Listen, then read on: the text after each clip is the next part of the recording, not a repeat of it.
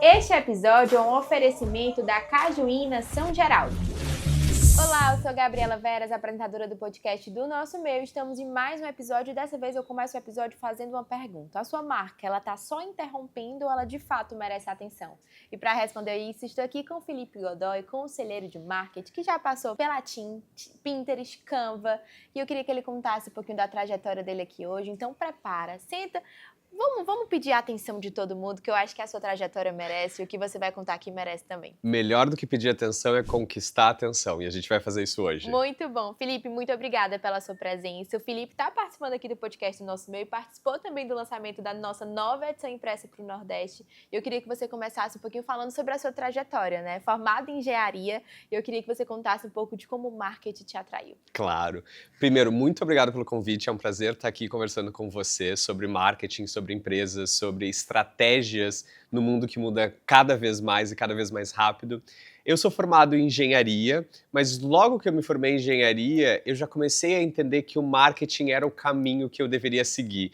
A engenharia ela me trouxe a racionalidade, o pragmatismo, que são super importantes para o mundo de hoje, para a gente conseguir lidar com toda a quantidade de informação que a gente tem, e o marketing, por outro lado, ele fala com o meu lado criativo. Então, logo depois de eu me formar na engenharia, eu participei de um processo de trainee, onde eu tive a oportunidade de acelerar minha carreira, ocupar cargos de liderança, mas sempre focando muito em marketing, porque eu gosto, e o que me chamou a atenção foi entender um pouco mais o público, a audiência, e como é que a gente poderia aproveitar das mudanças de mercado e do comportamento do consumidor para realmente construir uma marca mais forte.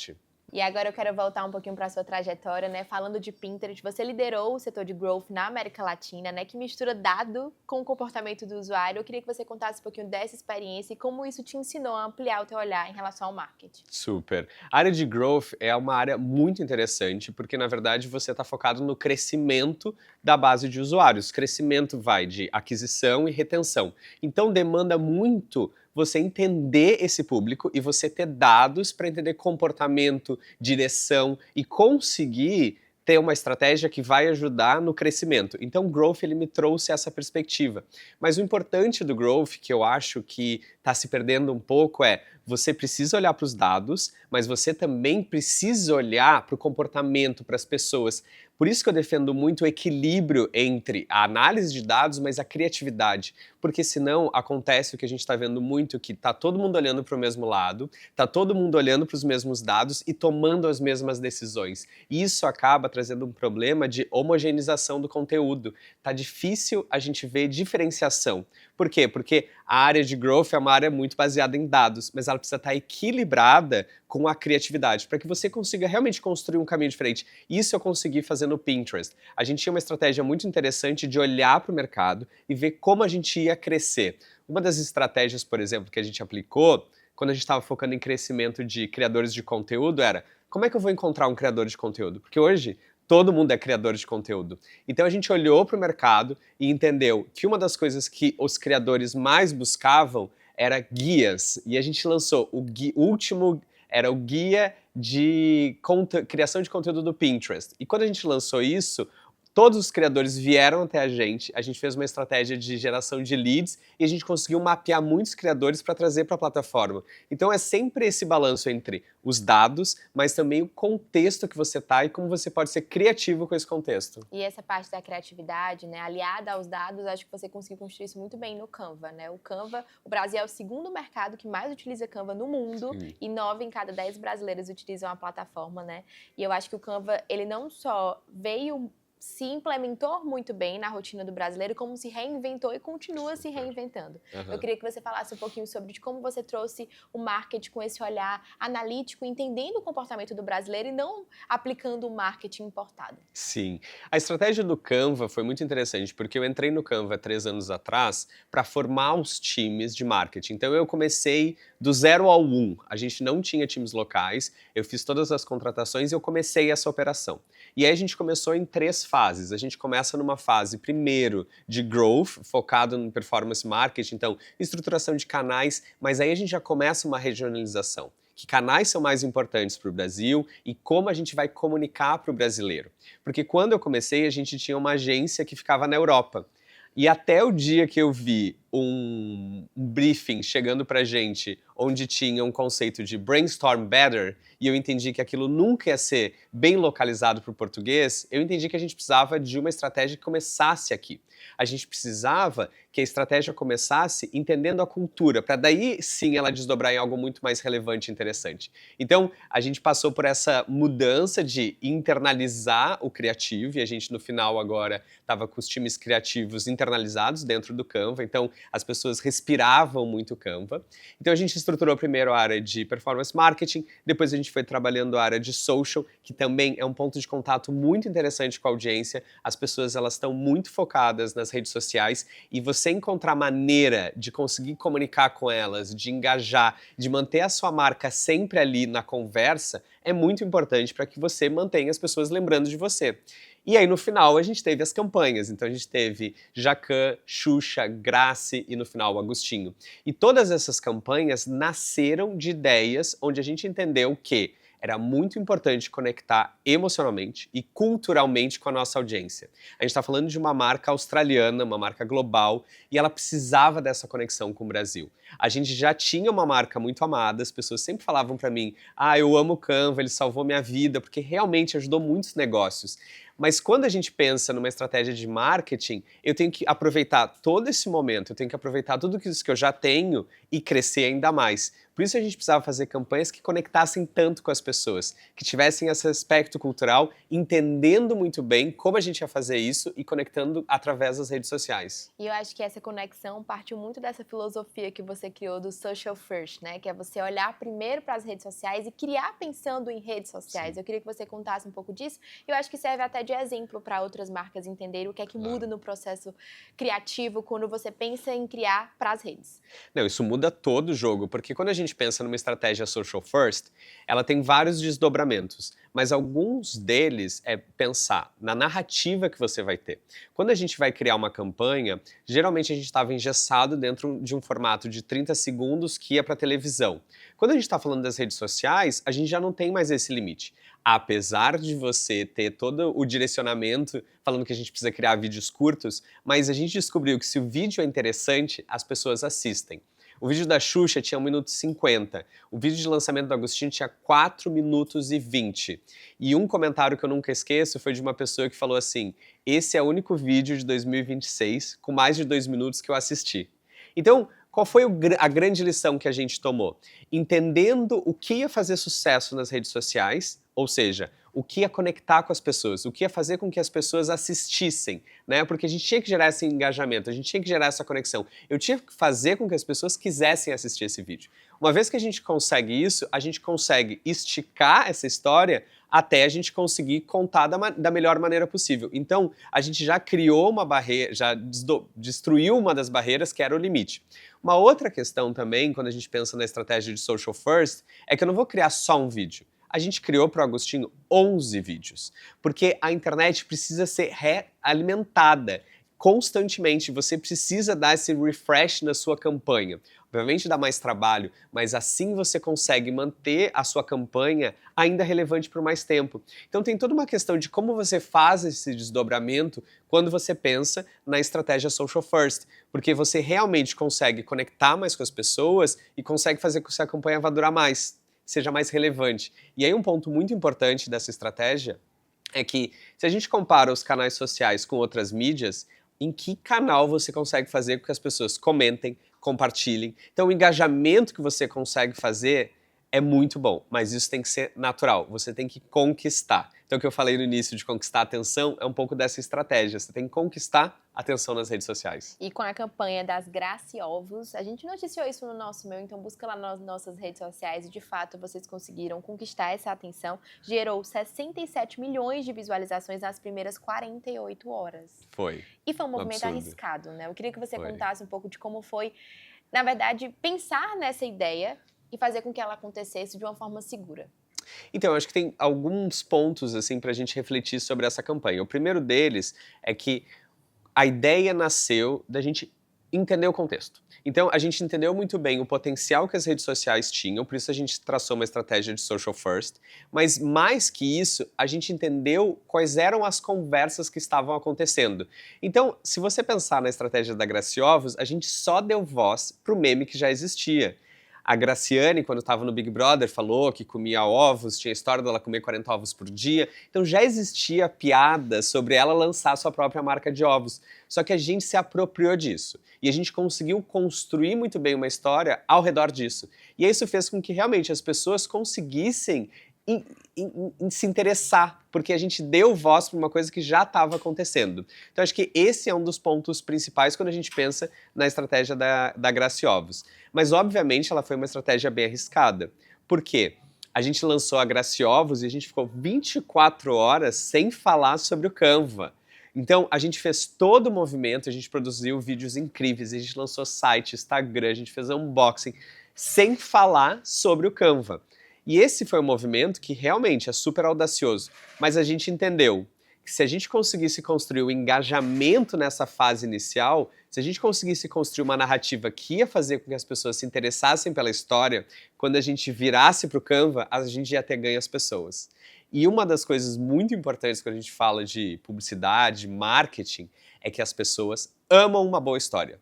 Então, os riscos que a gente correu, eles foram muito bem calculados, entendendo que todo brasileiro gosta de uma história bem contada. E se essa história ainda tem humor, pronto, você ganhou realmente a sua audiência. Eu queria que você deixasse dicas aí para os profissionais de marketing, para os CMOs, tanto regionais como nacionais, para eles entenderem como construir uma boa narrativa e vender isso para o negócio, né? Porque acho que o primeiro que aposta que isso vai dar certo é a própria marca, né? Sim. Então, como gerar esse convencimento? Eu acho muito importante, assim, quando a gente fala de marketing, entender sobre contexto. Porque tá tudo mudando a todo momento. O comportamento do consumidor, os canais, as tecnologias. Como a gente tem mudanças tão constantes, como é que eu posso manter a minha marca fazendo a mesma coisa?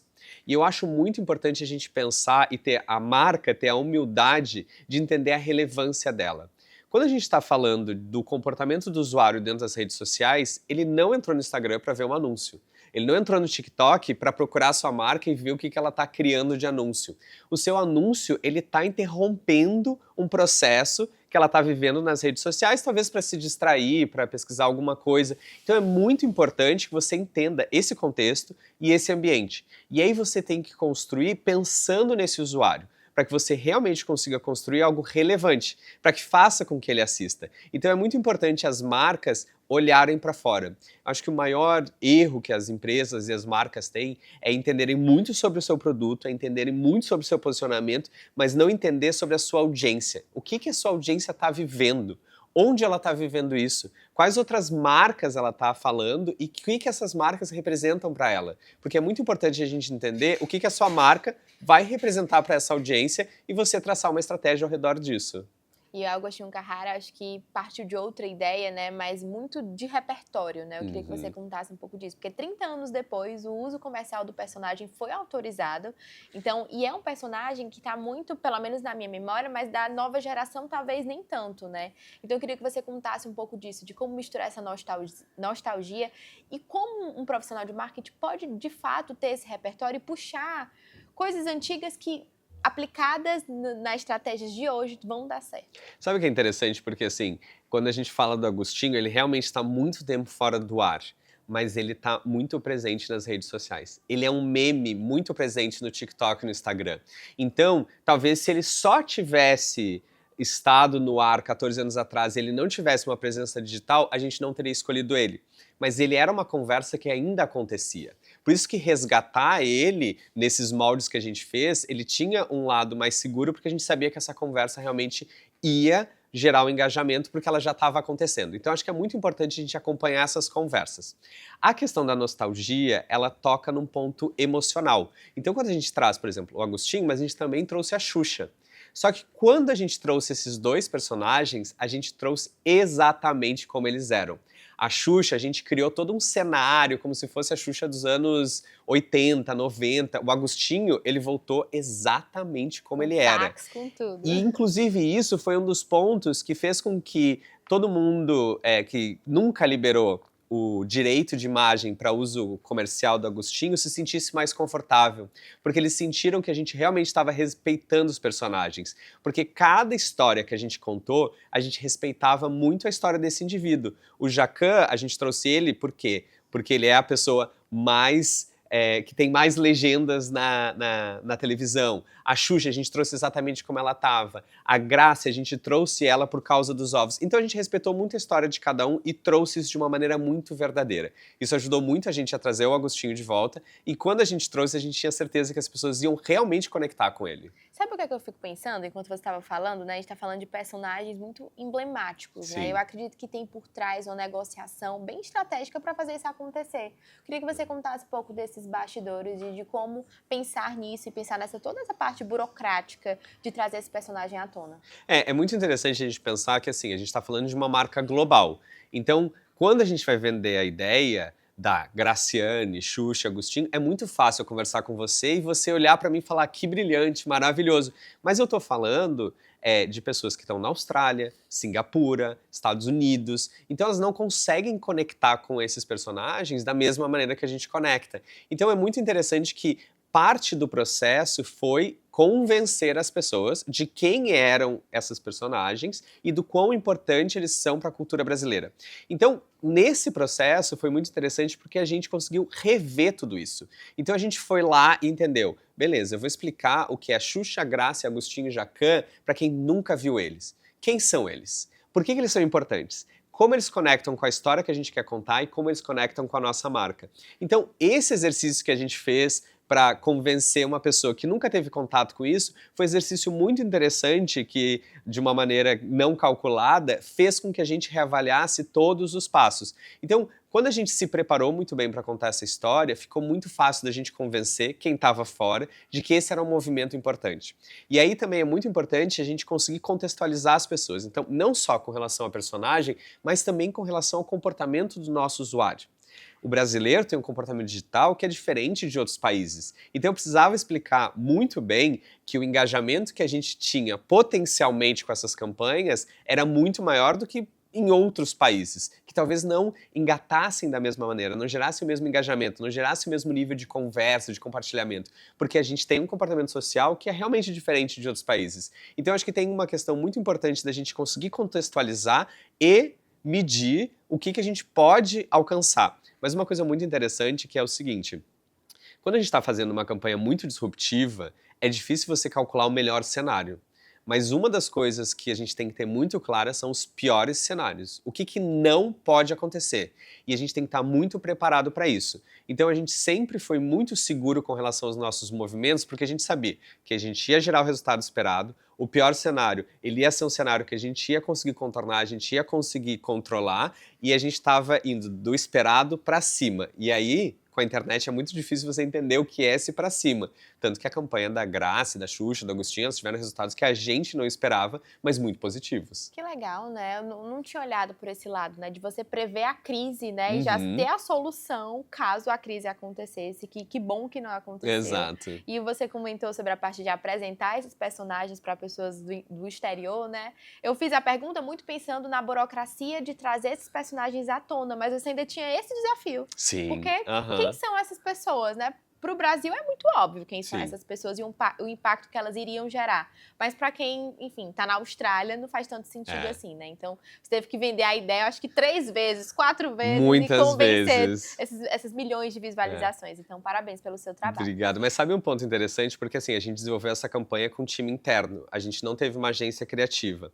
mas a gente teve apoio de uma agência de influenciadores que ajudou nessas burocracias para conseguir fazer o contato com influenciadores e com as celebridades, e a gente teve uma produtora. Então a gente entendeu do que a gente tinha que fazer, o que a gente teria que terceirizar, o que seria melhor a gente trazer uma agência para nos apoiar e o que seria melhor a gente fazer internamente. Então a gente conseguiu equilibrar. Porque realmente essas burocracias com celebridades, com influenciadores, você precisa de todo um know-how para conseguir fazer, e a agência, a M-Field, super ajudou a gente nisso. Ai, que legal. Agora falando sobre a nossa nova edição impressa, como eu disse no começo do episódio, né, o Felipe vai participar desse lançamento e ele tá na edição impressa. É a 19ª nona edição impressa do Nosso Meio, voltada para o Nordeste. Você participou com um artigo de opinião e eu quero ler um pouquinho do que você trouxe, que você disse que o maior risco para uma empresa não é concorrência, é irrelevância, e defendeu que as melhores decisões surgem do encontro entre repertório criativo, análise rigorosa e coragem para agir. Queria que você contasse um pouquinho de como você equilibra esses elementos no dia a dia.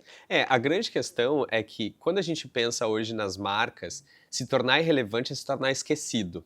Porque se você tem relevância, você consegue encontrar o seu lugar dentro do mercado, né? Porque você sempre vai ter concorrentes, mas cada um dos concorrentes, se bem posicionados, eles vão encontrar sua audiência, eles vão encontrar seu público. Mas se você for irrelevante, se você não souber onde você está e se as pessoas não conseguirem reconhecer isso, aí sim você não tem audiência, você não tem público. Então é muito importante pensar em como a sua marca pode ser relevante.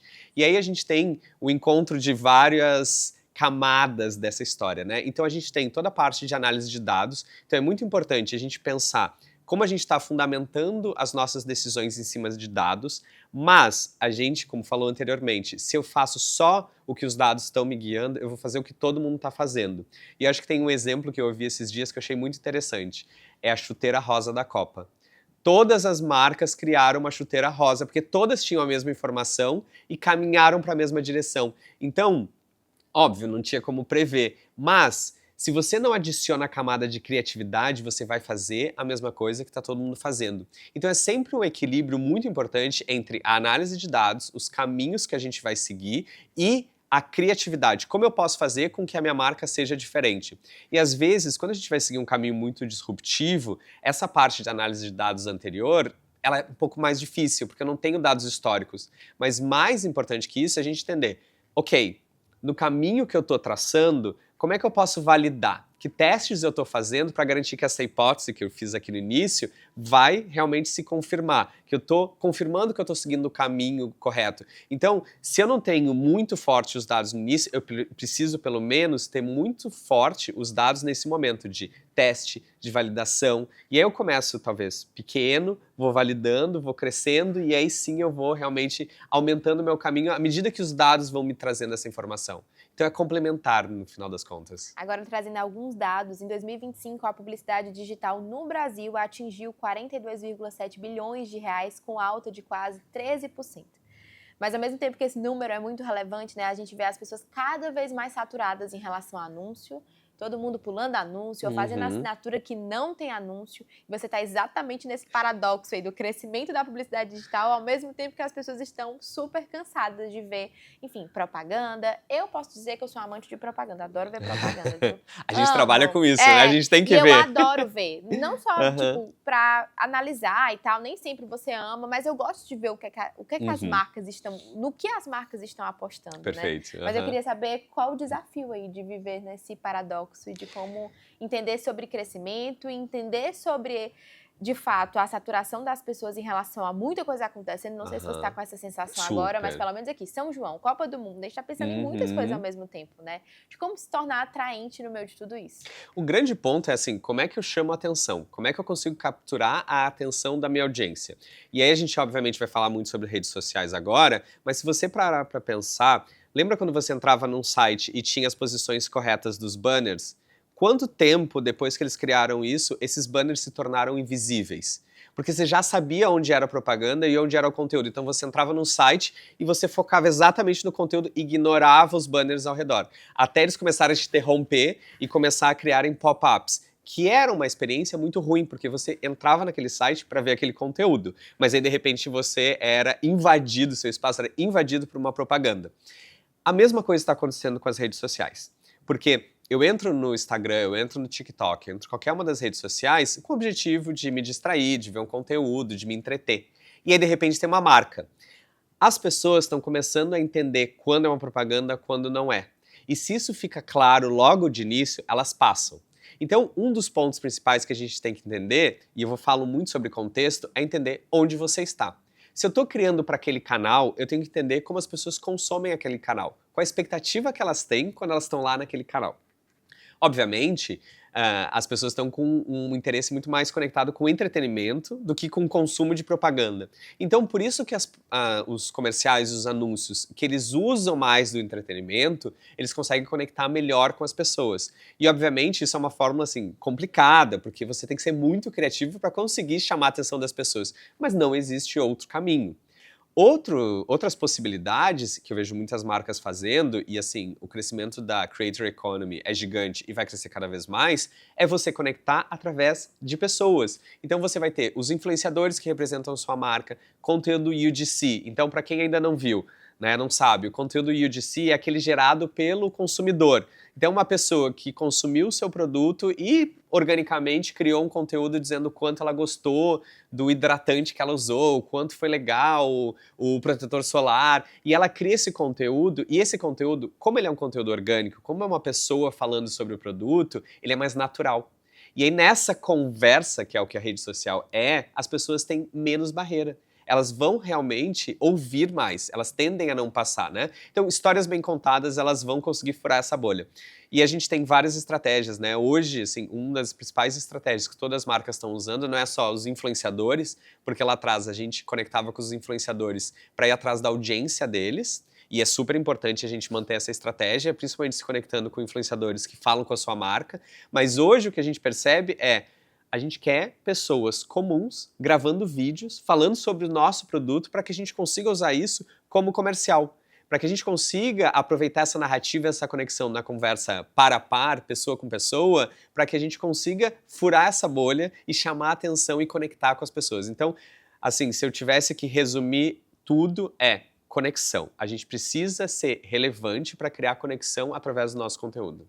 Quanta experiência você não já viveu, né? A gente falou aqui de campanhas muito, muito legais, campanhas recentes que geraram um movimento gigantesco, muito criativas, né? Sim. E eu queria que você contasse um pouquinho sobre esse novo momento que você está vivendo como conselheiro de marketing, né? A gente falou muito de Canva, mas no Pinterest você aprendeu muito, na Tim você aprendeu muito, e eu acho que você estar nessa posição de conselheiro é você saber refletir muito bem sobre o que você passa, né? E tudo que você passa e você gerar um aprendizado e passar esse aprendizado. Eu queria que você contasse um pouquinho sobre esse novo momento para as pessoas entenderem. Claro. Quando eu comecei a minha carreira, eu tinha um objetivo muito claro. Eu queria trabalhar numa multinacional para causar impacto no Brasil todo. Eu queria ver meu produto na rua, eu queria ver as pessoas usando, eu queria ver isso acontecer. E eu consegui fazer isso em todos os lugares que eu passei. Então, na TIM, por exemplo, eu fui gerente de produtos do Team Beta. Eu tinha uma fanbase absurda. Dentro do mercado de telecom não tinha um produto mais amado se não fosse o Team Beta. Então foi muito legal a gente ver que qualquer movimento que a gente fizesse impactava muitas pessoas e ter esse retorno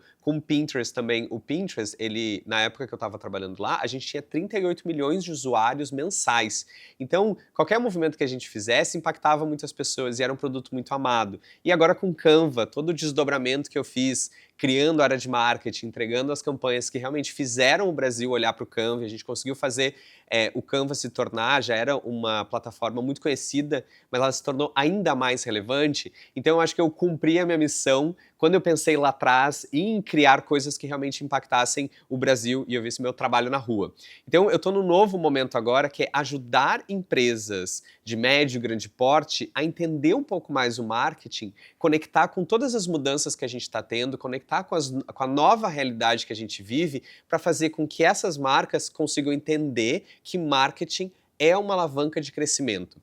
A gente tem uma dificuldade muito grande que as pessoas, né, olham para marketing muito pela parte comunicacional, a parte publicitária. Mas o marketing, ele é uma alavanca de crescimento uma vez que ele entende como é que o mercado funciona, quais são os seus concorrentes, que produtos eu devo lançar, com quem eu devo falar e como eu devo falar. Então tudo isso faz parte de uma estratégia que vai ajudar as marcas a crescer. E meu objetivo agora é ajudar mais marcas a crescer e ver esse resultado. Eu quero ver o resultado de ponta. Eu quero ver uma ação que a gente vai fazer em conjunto com a marca reverberar em crescimento, reverberar em vendas, reverberar em receita. Então agora eu estou num novo momento onde eu ajudo empresas de médio e grande porte na parte estratégica de marketing. Porque muitas vezes o que a gente acompanha eu digo que a gente tem dois perfis de empresários. Um que é o perdido e frustrado, que é aquele que entende a importância de marketing, mas não sabe por onde começar, e às vezes contrata uma agência de marketing achando que ela também vai dar estratégia, que não é o papel dela. Então falta essa parte da estratégia, falta entender o que seu produto vai fazer, como você vai comunicar, que canais você vai usar. E tem o que eu chamo de descrente, que é o empresário que tem uma estrutura de marketing, mas ele não entendeu o potencial dessa estrutura. Então ele acha que talvez a área de marketing é só a área que faz os vídeos do Instagram. Então esse empresário, ele não entendeu ainda como ele pode usar a área de marketing para conectar com as outras áreas, mas principalmente para conectar com o resultado da empresa. E essa é a minha missão agora, é conseguir fazer com que essas empresas tenham mais clareza de como usar o marketing para gerar crescimento. Perfeito. Felipe, muito obrigada. Ó, o Felipe participou do nosso impresso, do podcast e vai participar do nosso evento. Então virou NMer já, Felipe. Ótimo, perfeito. Muito obrigado pelo convite. Muito obrigada. Você que está nos assistindo, continue acompanhando o nosso meio, nosso portal, nossomeio.com.br, o nosso Instagram, @o nosso meio e, claro, o nosso Meucast. Toda sexta-feira, no seu, no meu, no nosso Meucast. Vamos aprender juntos? O meio é nosso. Fortaleça o nosso meio. Keep coming with it. Keep coming with it.